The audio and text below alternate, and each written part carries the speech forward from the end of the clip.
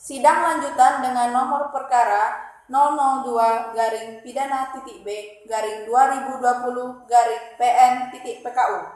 Majelis Hakim akan memasuki ruang persidangan. Hadirin dimohon berdiri.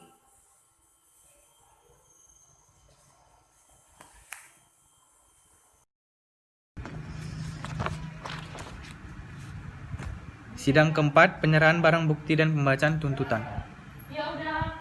Sebelum sidang dimulai, para pengunjung dimohon untuk menonaktifkan alat komunikasi dan jangan mengganggu jalannya persidangan. Bagaimana meriksa dan mengadili perkara pidana nomor 002-pidana-B-2020 Pengadilan Negeri Pekanbaru. Dengan terdakwa Sandra dinyatakan dibuka dan terbuka untuk umum. Sesuai berita acara sidang yang lalu, maka sidang hari ini adalah pembacaan tuntutan. Apakah saudara JPU sudah siap pembacaan tuntutannya? Tuntutan sudah siap, Yang Mulia. Saudara terdakwa agar dapat mengambil tempat duduk kembali di depan, silakan JPU untuk membacakannya.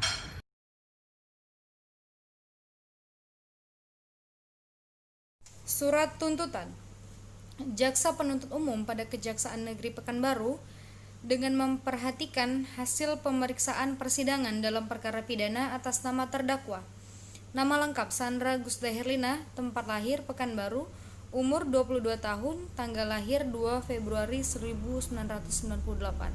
Jenis kelamin perempuan, kebangsaan Indonesia, tempat tinggal Jalan Rambutan nomor 178 Pekanbaru. Agama Islam. Pekerjaan pegawai perusahaan swasta, pendidikan SMU. Berdasarkan penetapan hakim pada Pengadilan Negeri Pekanbaru nomor 002-P/2020-PN Pekanbaru, tanggal 29 Februari 2020. Terdakwa dihadapkan ke persidangan dengan dakwaan tunggal, yaitu melanggar pasal 362 KUHP yang telah dibacakan pada tanggal 2 Maret 2020. Berdasarkan fakta-fakta yang terungkap dalam persidangan, dipersidangkan secara berturut-turut berupa keterangan saksi-saksi, petunjuk dan keterangan terdakwa, yaitu keterangan saksi-saksi 1. Raja Ali, 2. Anissa, yang masing-masing telah memberikan keterangan di bawah sumpah di depan persidangan termuat dalam berita acara sidang dan berita acara pemeriksaan, dan telah diakui dan dibenarkan oleh terdakwa sehingga dianggap merupakan satu kesatuan yang utuh dalam tuntutan pidana ini. Petunjuk. Berdasarkan pasal 188 ayat 2 KUHP bahwa alat bukti petunjuk dapat diperoleh dari keterangan saksi dan keterangan terdakwa. Dalam perkara ini, berdasarkan fakta yang terungkap di persidangan, maka apabila dihubungkan antara keterangan saksi dengan yang lain serta keterangan terdakwa, maka kesesuaian dengan tindak pidana yang dilakukan oleh terdakwa yaitu melanggar pasal 362 KUHP, sehingga petunjuk tersebut dapat menjadi alat bukti yang sah menurut hukum. Barang bukti: 1 buah tas berwarna hitam, uang tunai senilai 70 juta rupiah, 2 buah smartphone. Keterangan terdakwa Sandra Gusda Herlina yang memberikan keterangannya di depan persidangan sebagaimana termuat dalam berita acara sidang sesuai dengan berita acara pemeriksaan oleh penyidik, dan terdakwa telah membenarkan perbuatannya sehingga dianggap satu kesatuan yang utuh dalam tuntutan pidana ini. Analisa fakta. Bahwa berdasarkan fakta-fakta terungkap dalam pemeriksaan persidangan yang diperoleh melalui keterangan saksi-saksi, yaitu Raja Ali dan Anissa, keterangan terdakwa Sandra Gusda Herlina, barang bukti serta petunjuk, maka telah terdapat persesuaian antara satu dengan yang lainnya, sehingga menunjukkan telah terdapat fakta telah terjadi tindak pidana pencurian yang dilakukan oleh terdakwa Sandra Gusda Herlina pada hari Selasa tanggal 3 Januari 2020 sekitar jam 13.00 waktu Indonesia Barat. Bertempat ruang kerja korban yaitu perusahaan Rixmax yang berada di Kota Pekanbaru, yaitu dengan cara masuk ruang kerja saksi korban Raja Ali dan mengambil tas yang berada di atas meja kerja saksi korban yang berisi uang sejumlah 70 juta rupiah dan 2 buah smartphone. Dari dalam tas yang berada di atas ruangan kerja saksi korban, selanjutnya terdakwa pergi meninggalkan ruangan kerja saksi korban dan pergi meninggalkan kantor. Analisa yuridis. bahwa terdakwa diajukan ke persidangan dengan dakwaan pasal 362 KUHP berdasarkan fakta-fakta yang terungkap di dalam persidangan, yaitu analisa fakta. Terdakwa terbukti tindak pidana melanggar pasal 362 KUHP dengan unsur-unsur sebagai berikut. 1. Barang siapa. Yang dimaksud dengan unsur barang siapa adalah subjek hukum, pendukung hak dan kewajiban yang dapat mempertanggungjawabkan perbuatannya. Tidak ditemukan adanya alasan pemaaf dan pembenar dalam diri terdakwa yang dapat menghapus sifat melawan hukumnya suatu perbuatan pidana yang dilakukannya. Dalam hal ini, berdasarkan keterangan para saksi, barang bukti, keterangan terdakwa, serta petunjuk bahwa terdakwa Sandra Gusda Herlina adalah pribadi yang dapat diminta pertanggungjawaban selaku terdakwa atas perbuatan yang didakwakan kepadanya. Demikian, unsur ini telah terpenuhi. 2. Mengambil suatu barang. Menurut R. Sianturi, yang dimaksud dengan mengambil ialah memindahkan penguasaan nyata terhadap suatu barang ke dalam penguasaan nyata sendiri dari penguasaan nyata orang lain.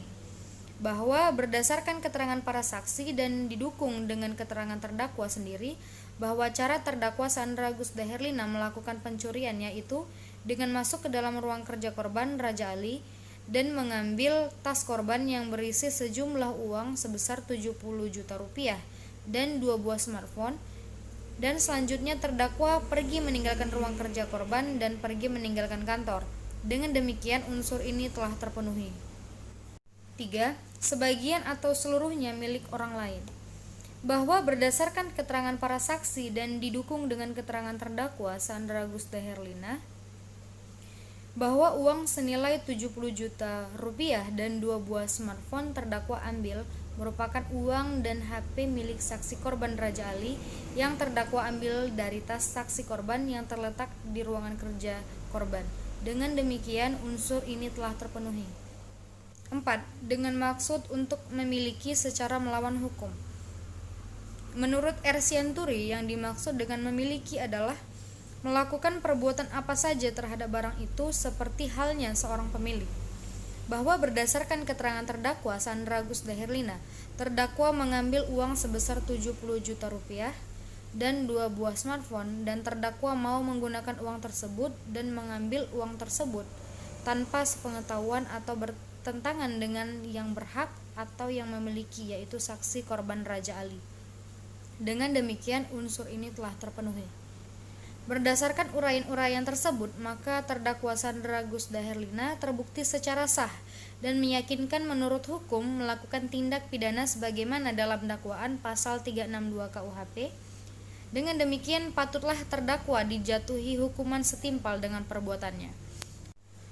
Sebelum kami sampai pada tuntutan pidana di atas diri terdakwa, perkenankanlah kami untuk mengemukakan hal-hal yang kami jadikan pertimbangan mengajukan tuntutan pidana, yaitu hal-hal yang memberatkan. Perbuatan terdakwa meresahkan rekan-rekan terdakwa di perusahaan. Hal-hal yang meringankan, terdakwa berlaku sopan selama menjalani proses persidangan. Terdakwa mengaku dan menyesali perbuatannya. Berdasarkan uraian yang dimaksud, jaksa penuntut umum dalam perkara ini dengan memperhatikan ketentuan undang-undang yang bersangkutan menuntut supaya hakim atau majelis hakim Pengadilan Negeri Pekanbaru yang memeriksa dan mengadili perkara ini memutuskan: 1. Menyatakan terdakwa Sandra Gusda Herlina bersalah melakukan tindak pidana pencurian sebagaimana dalam pasal 362 KUHP dalam dakwaan penuntut umum.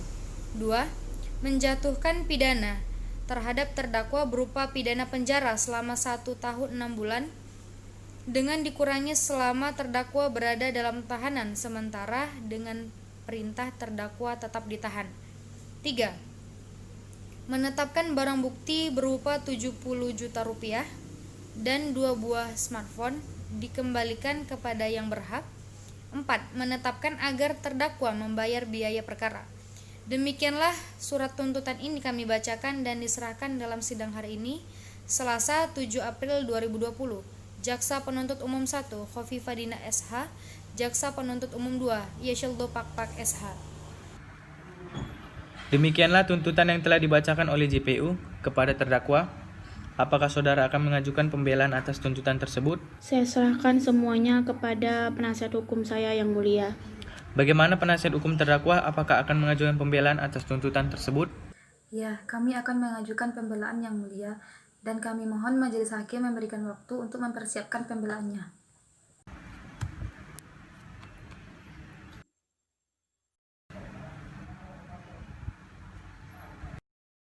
Baiklah, sidang hari ini ditunda dan dilanjutkan pada hari Selasa 14 April 2020 pukul 10 WIB dengan agenda acara pembacaan pembelaan dari terdakwa atau penasihat hukum kepada jaksa penuntut umum.